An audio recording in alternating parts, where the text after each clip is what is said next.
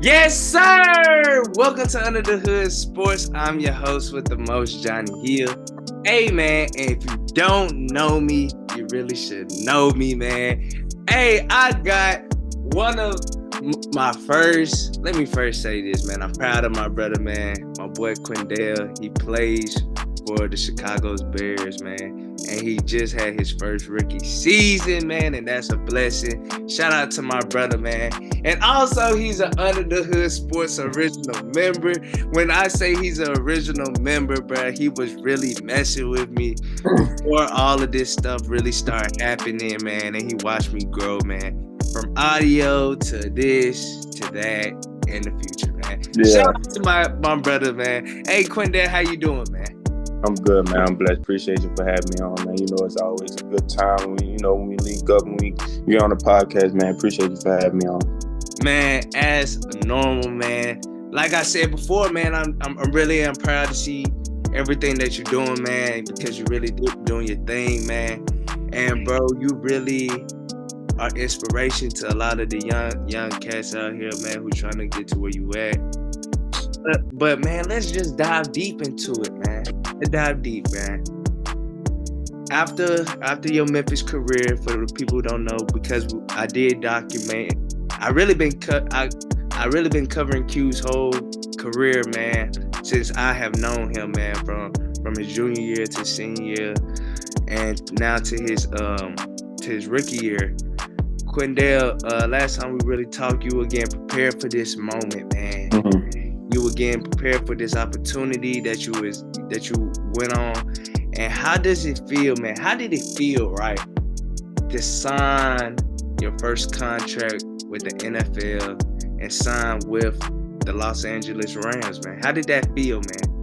Man, it was surreal. I mean, even though, the process of me not getting drafted and go as playing, man, just signing and getting an opportunity was also surreal, man. So I just wanted to, when I signed with the Rams, I just wanted to go up there and be me and, try to do the best that I can to make a name for myself and, just try to make the roster, because I knew I wasn't undrafted. So it was going to be a little harder for me to get where I wanted to go. So when I went up there, I just went, with the mindset of just being me and doing what I do and trust, what I've been doing to get here. So just signing that contract was a blessing in itself.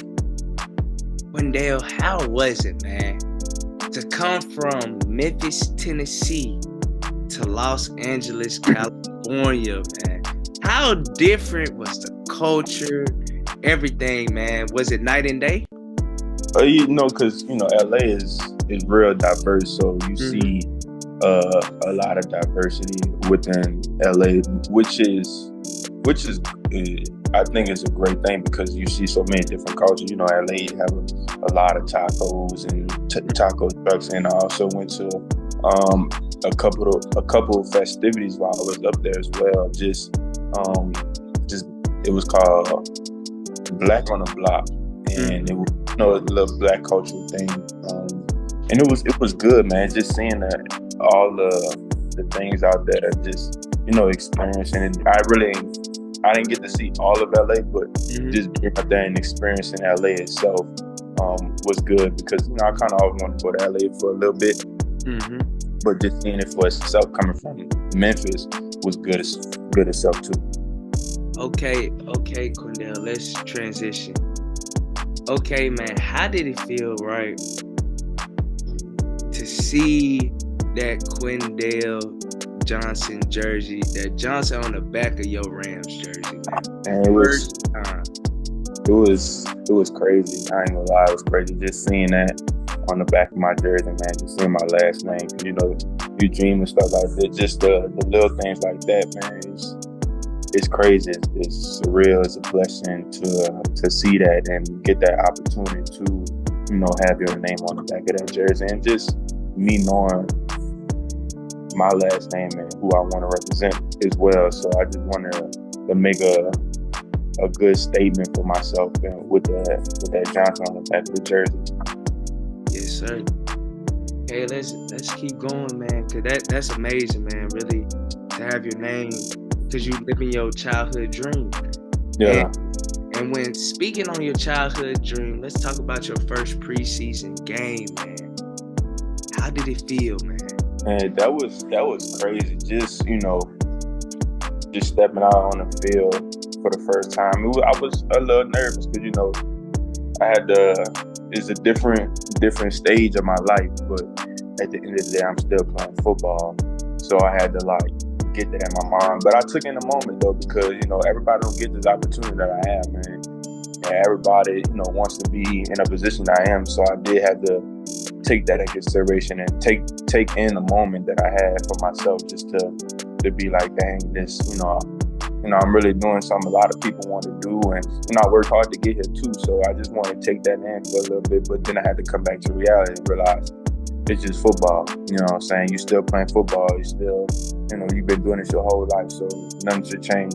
And that's how I kind of felt when I went out there, and then just taking advantage of the opportunity that I did have when I was in preseason, helped me get where I'm at right now in Chicago. So it was a blessing just to be out there and, being out there again, playing football and just doing what I love. Man, and I can really tell, man, and you can correct me if I'm wrong, but I can really tell you had more confidence, throughout the games and the opportunities that you was given. Right. From the Charger game to the Raiders, to the Denver game, you can really tell that you got more settled and more comfortable, right? Right. And that's all it took, a little pop here, pop there, get a little tap, you know what I'm saying? Get the jitters out. Once you get the jitters out, you playing football, you're using, the techniques that you have been taught throughout the summer and stuff, and you're just going out there and playing football. Everything's simple when it's in preseason, so it ain't a lot of thinking. So it's just mostly playing football, using your instincts and just going out there and using your technique. Man, for sure, man. That is true. And it was good to see, man, it was really good to see you go out there and shine, man. I that man, he getting comfortable, man. He getting comfortable. Yeah. Quindell, okay, man, let's dive deep some more, man. Sometimes things don't work out or things like that, man, but how was it mentally when you got waived from the Rams? So when I got waived, man, it was damn. But I kind of, it's business at the end of the day, so I was damn, I got waived, but at the end of the day, I'm I can't really do nothing. It's just business, it's a numbers game. You're going to have, and what my position, when I drafted, so like I said, I had to work a little harder to get where I was. But when I got away, I took it and ran with it. I was like, okay, they bring me back. I'm going to just do the best that I can. When I come back on practice squad, that wasn't the goal. The goal was to make the 53-man, but, everything don't go as planned. So just having that mindset, it's gonna work out. You know what I'm saying? You're gonna be all right. You just, gotta stick with the plan. And then, just getting that call the next morning saying that I got picked up was amazing. I really couldn't even process it, to be honest, because, it's 6 o'clock in the morning that late. My agent's calling me, hitting me up, telling me, I got picked up by Chicago, but I really ain't processed it. It's early in the morning, so I'm like, all right, cool. But then when I woke up, it gave me a little 30 minutes. I actually processed, damn, I'm getting picked up and I'm being on the 53-man roster. It's something, we dreamed about, it's something we worked for. But it wasn't with LA though. But I got the opportunity with Chicago. So, man, that whole process was a blessing because it happened so quick, man. It happened so quick. And you just don't know when it happened. And it came faster than I thought it would, to be honest. Let's talk about that right quick, man. Getting that opportunity to go to like Chicago. Yeah. How did it feel? How did it feel after you processed? Be like, man, because a lot of people don't think about this, Quindell.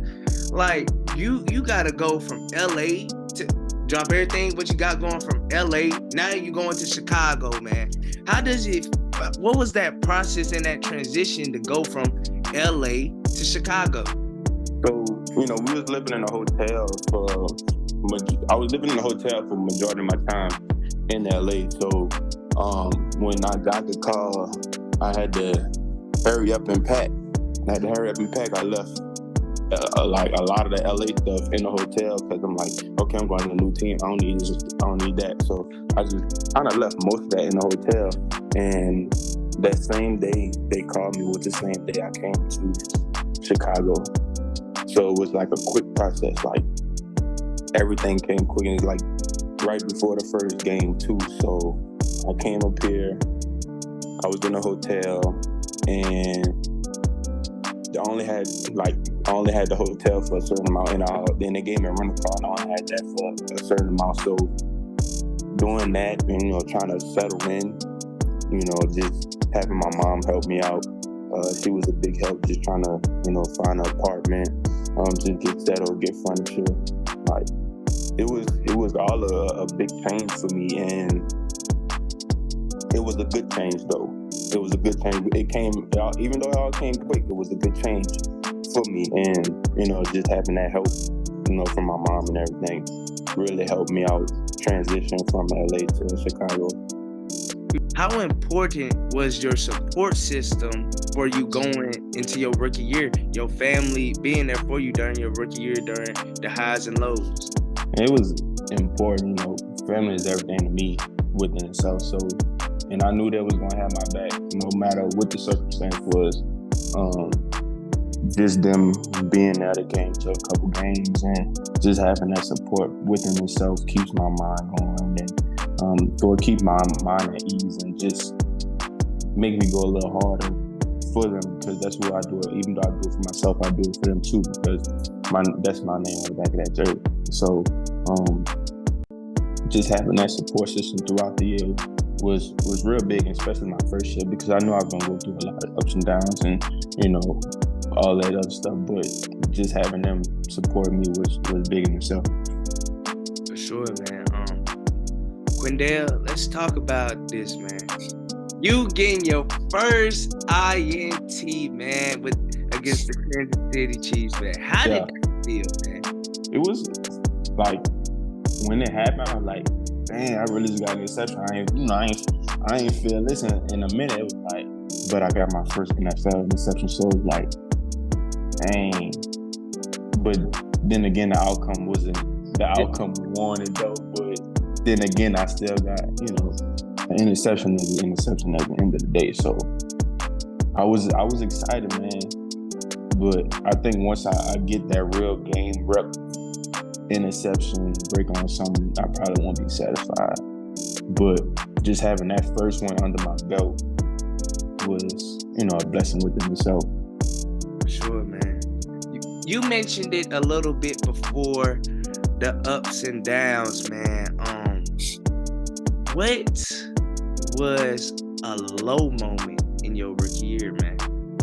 I would say just me hitting that rookie wall, because I'm not used to having a full NFL season. You gotta think I've been going almost a whole year straight, really 2 years if you think about it, playing a whole pilot season and then going straight into training after the bowl game, which was December 26th or something within that time frame, and then going straight to training January 1st of 2023. So hitting that rookie wall was probably my lowest, and I just had to get a little help with that, because it was a shock to my body and my system, because I'm not used to going that long, and I just had to get help with that, and that was probably my lowest, because I never felt like that before. Like, it was draining mentally, it was draining, and more physical, but mentally it was draining, and I just had to go get a little help a little bit, because like I said, I wasn't used to that, so that was kind of like my lowest moment.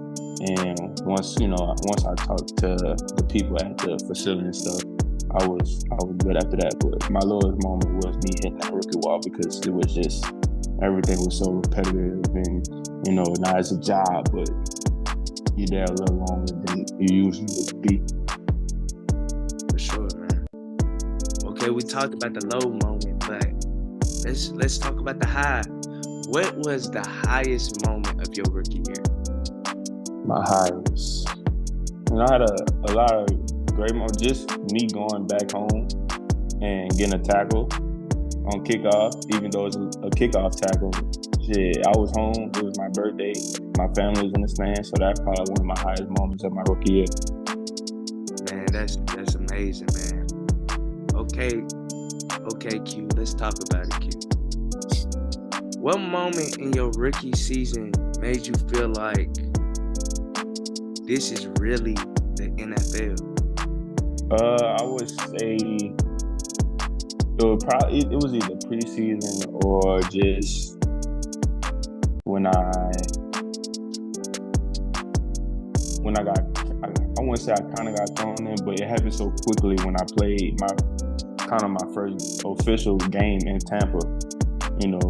Both of the safeties kind of got hurt, and shit, that was my first time dressing too, so I kind of got just thrown in there. I was like, well, this is the NFL. This how it's gonna be. So, and I was playing a lot that first half too. So, like, this really the NFL. This how it's gonna be. So, you just gotta stay ready at all times. Okay, Q. What advice, right, would you have to any kid, like high school player, college player, who's trying to get to where you at right now? Because that's the goal, Mm-hmm.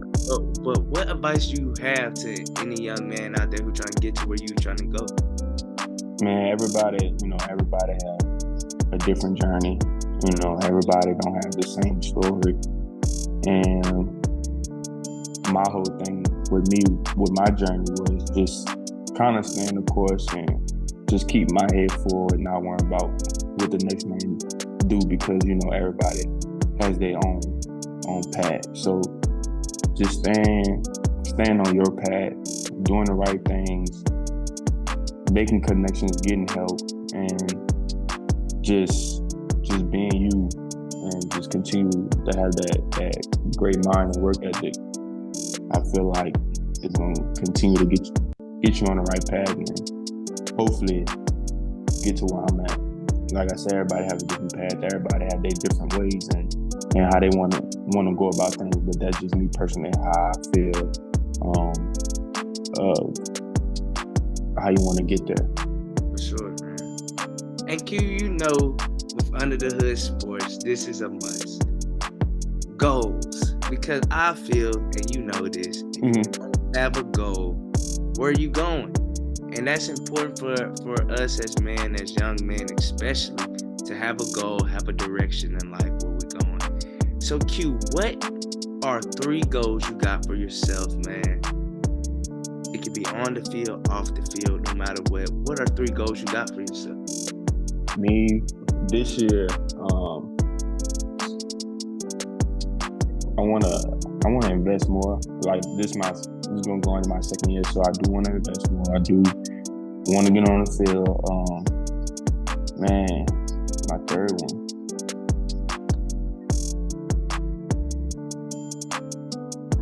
And I always tell myself my third goal is just continue to grow as a man. Is that spiritually, educationally, just continue growing and educate my mind. So that's really my 2 goals. Man, that is truly amazing, man. Q, much success, man. Much love to you, bro. Hey, man, it's only up from here, bro. It's only up. Absolutely. Absolutely. It's only up, man. So keep doing what you're doing. I'm Johnny Hill. This is Quindell. Look out for him on the field, man. And also, man, just go support him and keep doing what you're doing, man. Cause we're proud. I'm proud of you, dog. Keep going. For sure, man. This is Under the Hood Sports, and we are out of here.